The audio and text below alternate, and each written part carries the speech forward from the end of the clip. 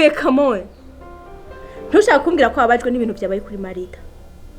Bije ibintu byabereye ku rukiko harimo ikintu kibabaje muri bige. Byakunezereje. Muri bije ibintu byabereye ku rukiko harimo ikintu kibabaje. Uko biri kose umuntu nubwo yiba afise amakosa. Kandi Marita arayafise. Ariko nta byaha yarafise ku buryo bamuciye imyaka 25. Kandi nibo bamuciye imyaka 25 je ngo nezerwe. Mbe nk'uyu ugenda gasazira agapfirayo. Ivyo wumva binezereje? Sinenzi ko tuza gushika ngaha tugaserebura tukagerwa ko umwasa tuvuye kwizosi. Sinenzi ko tuza gushika ngaha ukabuhangayitse uko. Bijya ibintu ejye myaka bakatiye Marita ajya ntiyarayikwiriye. Uwo bajwe nuko bamukatiye 25. Uwe katabajwe nuko agomba guhambe mu kuzimu. Ubiye buri mu mvubo waradutse wewe. Simbyumva jeyo. Bamukatiye ahubwo mike kuri je bari kumukatira nka senkani. Umva ureke ibintu by'umutima mubi kugeza ngaho sivyo? Simvuze ko ndamukunda na nka wewe. Mugo je nta mutima mubi mfise nk'uwo ku buryo nonezerwa nuko Marita umuntu dufise ibyo twabanyemwo byiza canke bibi. Sinonezerwa agiye gupfira mu mpimba. Ahubwo se cyo gusa cyakubabaje. Ico mbona coco uracyakunda Marita. Bijye ibintu byose ari kurigirisha imbere y'ishengero n'imbere y'abantu washaka yari prestige washaka kuma abantu amaso bereke kumengura cyankeneye. Kuko iwe utakimukunda ntubuhangayikishijwe nawe. Karori basimbwiza ukuri. Vyibuze uracyakunda Marita. Umva rekana n'ibintu by'inzigo ninde yakubwiye ko atagukunda. Ucitifuze ko bagukorera. Ntuzonezerwe yuko bagikoreye ubundi. None genda umwicara. Marita uri kuravugira urirengagije neza ko yakuroza ukaja ku muhanda ugasara. Uri bageneza ko ashaka no kukambura ubuzima. Nuri kuravugira ngo bamukatiye imyaka myinshi. Karori sindi ko ndabitahura. Vugisha kuri ubwo ko bajwe nuko bafunze Marita kubera ko ubuze umugore wawe. Ko kwirirwa wiyambika amashusho tambaye. Umva mugo. Ntutume ngira umutima mubi je ntigeze ngira mu buzima bwanje. Sibyo? Edayeri reka ndeke guma ntumwanya imbere yawe. Simbona nibyo ndimo ngaho. Ndakure. Karori? Karori?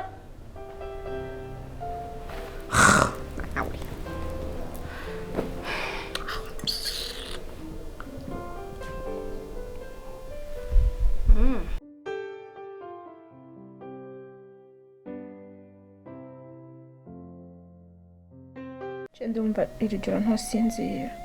Sishobora kuryama ngo ntekane mbona tumeze uko. Raba twiri umunsi wose atanu mwavugana n'uwundi.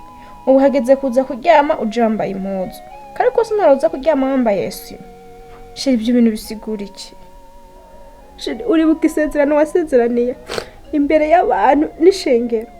Umbwira ko utazomemukira, ambwira ko tugiye kubakana urugo rwiza. Uribuka isezerano wampaye ushingiye utanga akarura ku maraso ya Yesu. Ugura umuvinyu kubwo guserebura urugo rwacu rushasha. Nta nimisi ngahirahe. Rera bintu rukuragira. Shiri. Ivyo kuvuga yuko jewe noba ntaguhevye, ntaguhemukiye. Naravuye kwisezerano nagusezerane ivyo bikora hehe? Kuva ku murango nakubwiye wabonye twari tuvuye ndakubwira ati simeze neza kuko nababaye kubona Marita bamufunga imyaka myinshi ivyo bihuriye he n'ivyo rukondo. Erega Imana nimba yaratubabariye kandi twarahemukiye ikatubabarira natwe tugomba kuba turi abanyembabazi tukagira imbabazi. Nivyo Marita yarankoshereje yangirira nabi ariko ntiyarakwiye gucibwa imyaka 25 ngo aje gukira mu mpema. Ushaka tumufunguze? Sinshatse kuvuga ngo tumufunguze ariko nshatse kuvuga yuko sinoja no ngo cerebure ngo bamucira imyaka 25 nta nyungu je biheza ngo bimpe sivyo ivyo birababaje ariko ntaho bihuriye no kuvuga ngo wisha amasezerano oya nta sezerano rimwe nishe ndagukunda ndacagukunda sishira ubona ndi umwana wana nunanirwa kubona kuryohewe canke urakaye pindakuzi neza ndabizi nyene nitwaye kutariko akumva barira uribaza ko noryama nkasinzira turyamye tumeze uko n'abatwiriwe tutariko turavugana nta numwe ari kuvugana n'uwundi murango wose burya birabishika kwibuka yuko iyo nzu ndayibanamo nawe gusa bwije utambugishije bisigura ko nza kurigwa navuze Karori mbabarira basi sibyo ariko sheri ntihanda abagore mikomplika mu mutwe je simbona aho bihuriye no kuvuga ko nakwase ngo nagize iki oya byo sivyo uri kuriyumvira ibitari byo basi mbabara numve ko umutima wanje utekanye ndabyibuze ko iri joro nosinzira tekana kandi muri sivyo tekana shida gukunda ikibazo na kimwe urakoze shiri mbafise ubwoba ko umunsi muzongera ukansiga niyo mpamvu wandiko nditwara ubura jewe ntibizosubira kubaho nta n'umunsi n'umwe bizobaho sivyo ngahumura avukurira nasinda kubabariye sivyo kenda gukunda cyane sivyo wow nibenda kubaza ndagucumbira ubuzima bushushe muturira canke gakazi yaza iyo jambo rirakaze ariko ko ari ku mugoroba ameze nk'akanye mba bacumbira ubushushe wow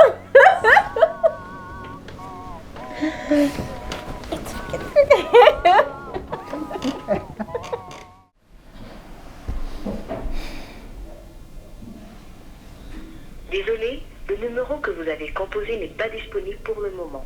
Veuillez réessayer plus tard. Lazimije na telefone.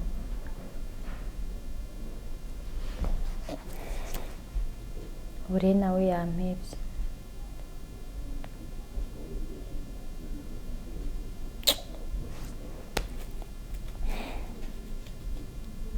Iva. Ariko mana Iva yabaye iki? Ku buryo hahera imisi ibiri tutabonanye. Nta pere, nta SMS. Yoba yabuze amayinite. Canke baba bamwivye telefone.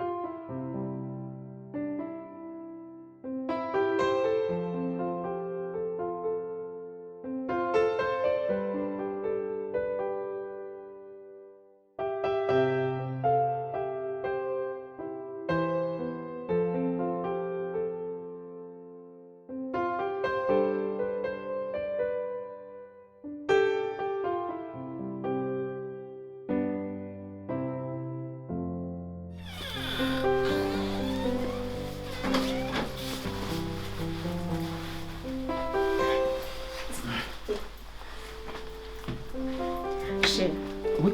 Ngo tugere gufungura na hejeje. Ah, okay. Daje.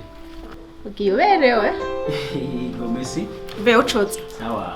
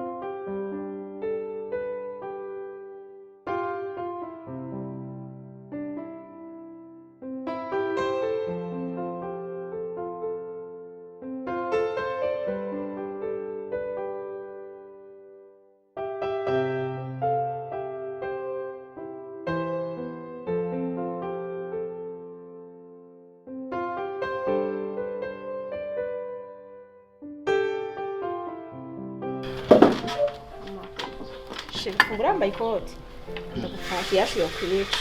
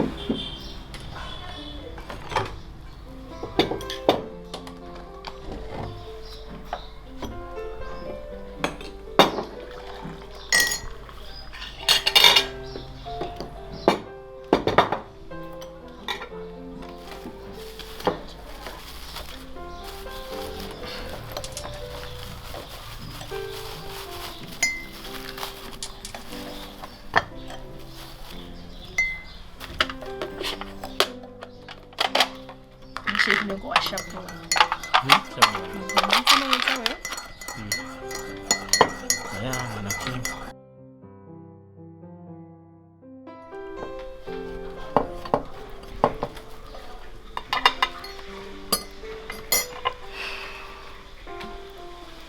Wow, thank you. Merci.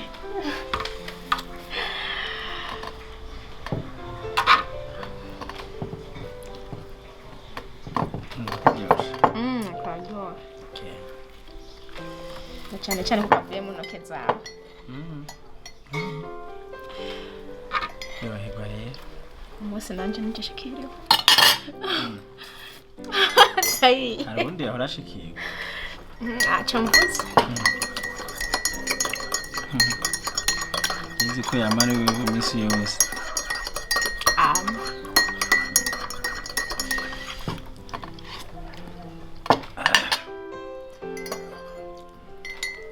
Appétit.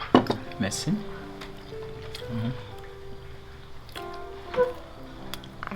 Ndakuzi ko numeze ujye gatoya. Gato. Je wabonye wewe. Makwa. Shoja uni. Nawe. Harimo tangawizi nyinshi. Mashini. Ncheka ngende. Nineshe ugena mu katota umazi. Aya ndacerewe ngiye gufata isafari ahubwo nagusigiye sheke mu cumba. Uzorotira amafaranga yo gufasha uko kwezi kose ngiye kugenda mu rugendo rw'akazi kandi ukwezi kose kuzohera ari ndi. Ariko nakazi uzogirana. Nineshe ugomba gere nakagakate ko utaka amazi. Hakano kanga nuku. Amasara. Inzara yo kwice bibasije gatoya. Robanura. Oh, I swear.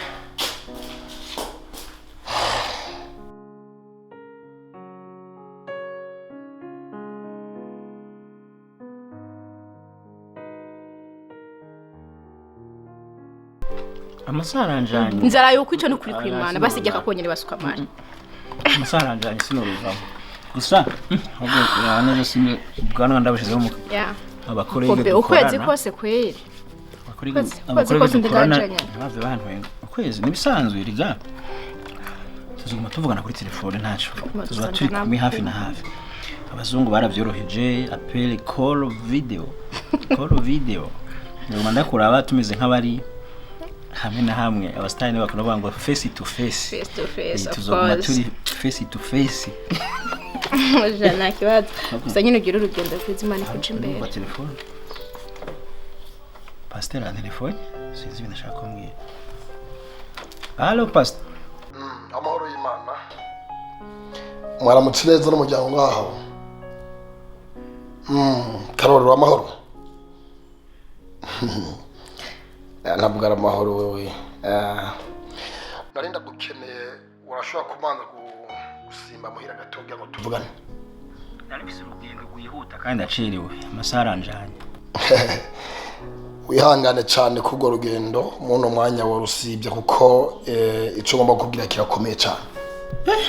Nka kandi nde kuhaca nyine birakenewe cyane. Ntabwo ari amahoro wewe.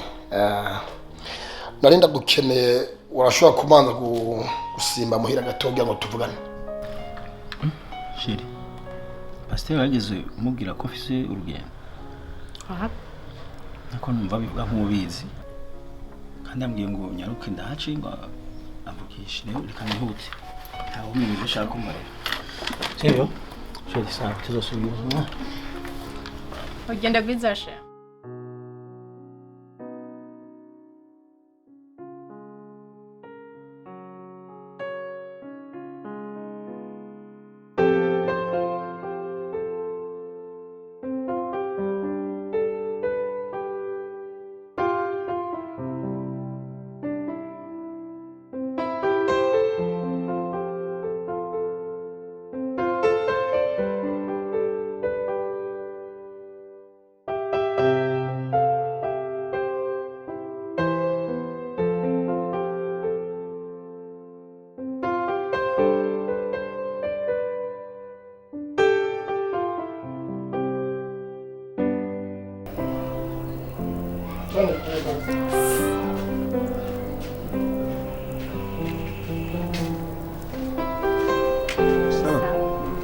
Hive. Ntauri nda. Umutipe ndibaza ngira ntabwo yaraye ngaha kubera ko je nugaye portail kandi uwo ndamuzi atashe imisi yose aratuyogoza ngaha mu rupangu induru ariko je nta nduru yigeze haba kugira ngo cyo bituma tatara rero Sawa urakoze.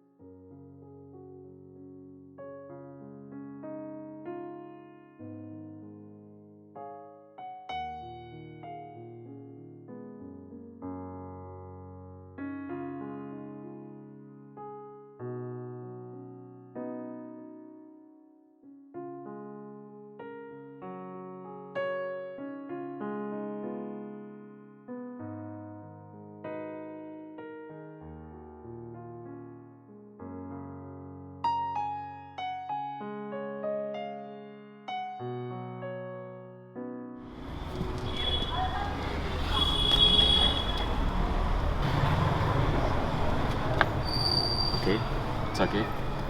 Sorry, naenda kwenye ndi hariya hejuru. Ndabona ngene umeze, ndabona nyine kuri stress.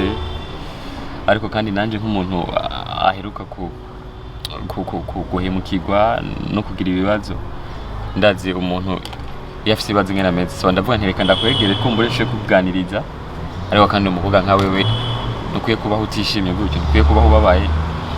Hari ikintu kimwe mu buzima urakwiye kwitahura. Ariko sorry ndatagiye kuvuga ibyo bintu byose ntidondoye. Je nitwa Kezimana Nohaske canke Nohaske Solution Man. Banazira man of God, new creation, son of God. Ndumwe mu wa jeune entrepreneur. Mfise company izana amashashe mu Burundi. Apana ya mashashe amwe leta yanka ariko ni amashashe meza ushe gutekeramwe amazi ariko atari ya karto ariko kandi akababora. Mfise company yitwa G5 niyo ishoye guproduce ayo mashashe. Rero nimba tacho bitwaye nabo mushaka kumbwira akazina kanyugira kumbure tushe kuyaga byinshi.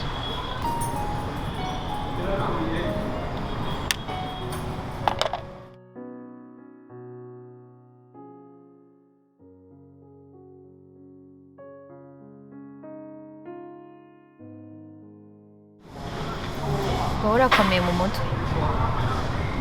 ufise kampuni zikora amashashi nagira ufise kampuni zikora indege zunguruza abantu zibajana hanze nibaze ko atari bwa bushashi abana batoramwe imyavu.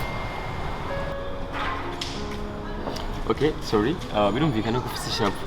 Aho kugize bitoya. Kubera ko jewe igihe nari mu bihe nk'ivyo. N'umuntu wese yanyigira nkako kumwica. Genda gutahura. Ntibaze ngo ige shavu uri kuravugana natsinda ritahura. Ndamaze guhura n'ibibazo byinshi cyane. Uzi ko umukobwa yaruka kundeseva twe tumaranye 6 ans. Kumbure nawe ushobora kuba uri mu bihe nk'ivyo. Ushobora kuba ukeneye umuntu akuba hafi. Ariko kandi kugira ngo umuntu ashobore kugutahura bisaba yuko uronka undi muntu yaciye mu bibazo nk'ivyo waciyemo. Nk'ubu je ndahari ivyo bihurimwo ndabitahura gose. Nimba tacu bitwaye twaba bagenzi. Naho twobigisumba bagenzi navyo ntacu bitwaye. Je ndi ready. Ukuye umuhungu mu gentleman, ukuye babana bato badafise projet nimwe. Ukuye umuhungu mu gentleman, ashiye kukuba hafi, ashiye kugutahura, ashiye kumenya ibibazo ufise. Urazi ikintu kimushoboye, urazi kuvuga cyane. Ufise bushe. Uramuka ukagira uriyambwa zambwa zibona abantu batazi zigatangura zikamuka beho ico kibanza wicayemo n'inda yakiguhaye witwa naka oh my god urakomeye neza mu mutwe ufise kampuni ufise amafaranga ubona usa n'umuntu afise amafaranga wewe wajya basimuye gukundana ubona ndi kuri level yawe kirazira kuzurinjirira umuntu utazi ibyo yiriwemo canke atanaho umuzi edaere simbona impamvu unyicaye impande urashaka guhaguruka ukagenda dushobora guhaguruka nkagenda ariko urabona umukobwa nkawe ntakwiye ikintu nk'ibi ndakikugabiye nawe kintu rero oya ingo ndakugurira amarura ngo basi ndakugurira akaviyo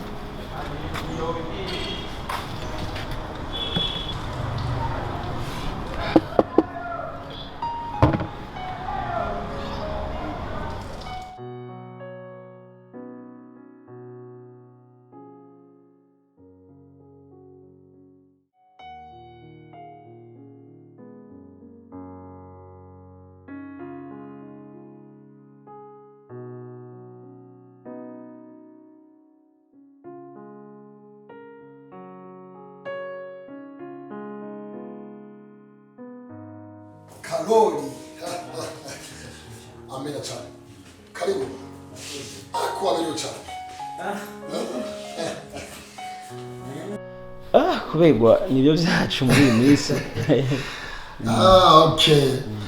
Imana ishimwe ko muje kandi ibihe bicura kadusenge imbere ko tugira ikindi cyose tuvuze dushimiye Imana nyamana Imana shoye turamushimiye ko abanye natwe turamushimiye ko wazagame Karoli n'umuryango wiwe ico wavuganye nanje ngiye kukisohora mu mwanya ndagomba utahuze Karoli mizina ya Yesu none Mana dusengeye nabandi bose ubagire neza ndetse ukingire nabandi bose ko bagenda mera tandukanye igihugu kigire neza ugihemaho n'umutekano mu byose amen ya ni kuvuga ngo Imana iragukunda cyane ukuntu Imana igukunda birantangaje kuko kenshi nkunda kubona iby'abandi ariko wowe uyu munsi nabonye ibintu bikomeye kuri wowe byagiye kungaragariza yuko Imana igufise ku mugambi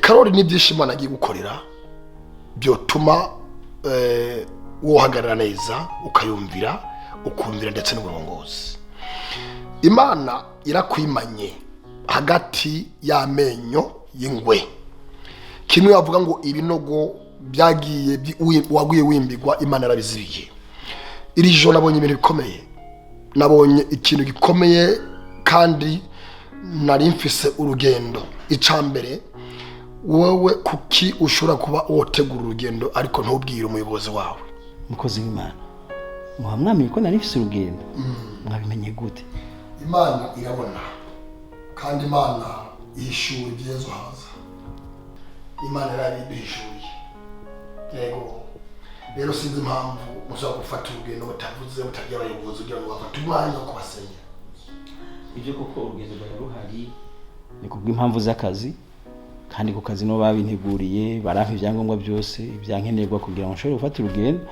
rero muramba barakuba ntari nayo bamenyesheje kuko nintu novuga ko byaje giturumbuka naje nsanga bandungitse muri mission ariko ntiteguye sawa birumvikana muzohore mubwira abayobozi kuko hari ingendo nyinshi mufata bigasaba ko ariko dusigara ku mavideo basengera kandi iyo mwabivuze kare dusengera urugendo avayo kumugenda ubwo rero urakoze kuba ubivuze ariko Imana yavyerekanye utabitubwira urugendo rwawe Imana yagwase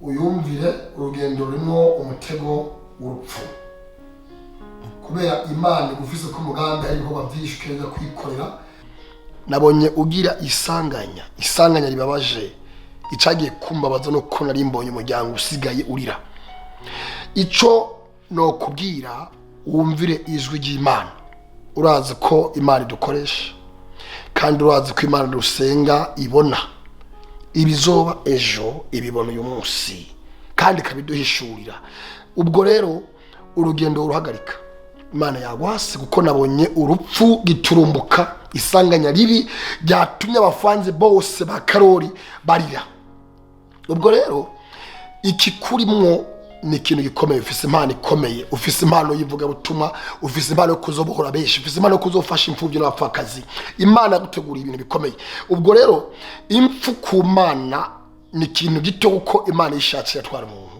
kandi yitabigombye naho umuntu aragumaho ubwo rero tubayeho kubwo bugome bw'Imana none mkozi w'Imana ntuhagarika urugendo gute mu gihe ariko ubw'impamvu z'akazi kandi narungitswe no ku kazi umva nosigura gute kumukoresha wanje ngo Imana yagwase ibyo bintu hari umuntu upfa kuvyumva umukoresha wawe hari ikintu mutaramenya hariho ikintu bita ubugingo bwawe bikaba n'akazi guhitamo kimwe muri ibyo wewe wotora nk'ikihe ubugingo n'akazi wotora iki notora ubugingo hama ikindi nuko numvise mwavuze ko Imana yahagaritse urugendo kubigira singe ngirisanga yango mpfe ngo mfise impano nyinshi ntiza kuyikorera none mukozi w'Imana none sinayisanga ndi mukozi w'Imana sanzwe ndirimba hari bikorwa byinshi nkora mu ishengero none ibyo byose umva ntayisanga ndi mukozi wayo ya ni kuvuga ngo natwe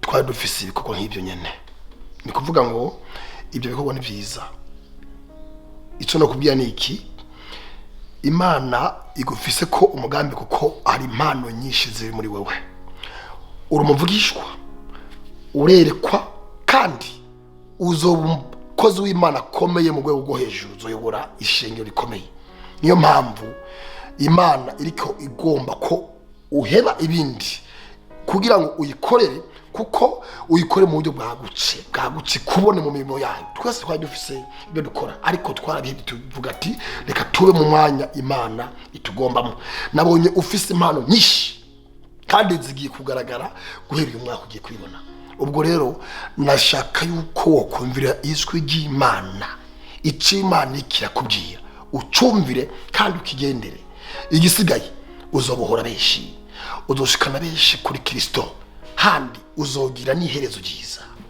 okay murakoze ikanumvire ico jambo ry'Imana rivuga nibaza ko urugendo kandi arusivye ndaza kubisobanura ku kazi nibaza ko baza kuvyumva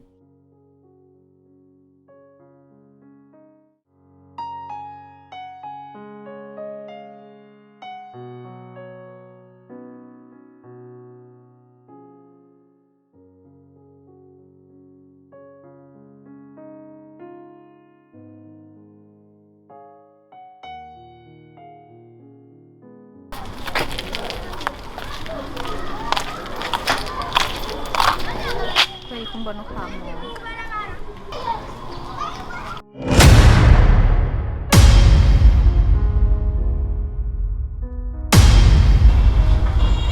what shatse kuvuga ndagutelefona ntunyitaba telefone yasona ikihereza hari igihe unayizima ibyo bishatse gusigurira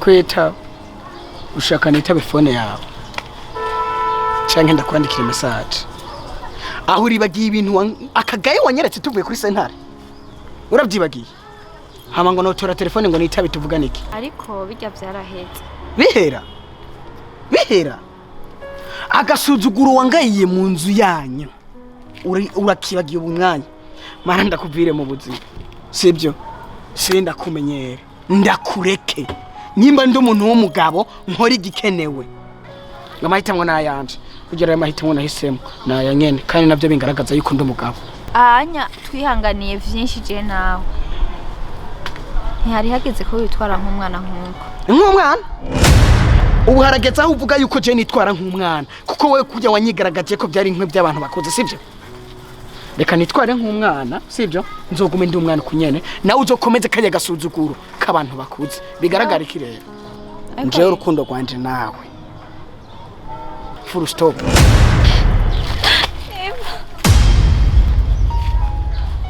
ndakwinginze tiga ryari shapu nari nabuze control ryari shapu wari wabuze control uva ndakubwira nanjye kugeza iyi saha nta control mfise kandi udusubire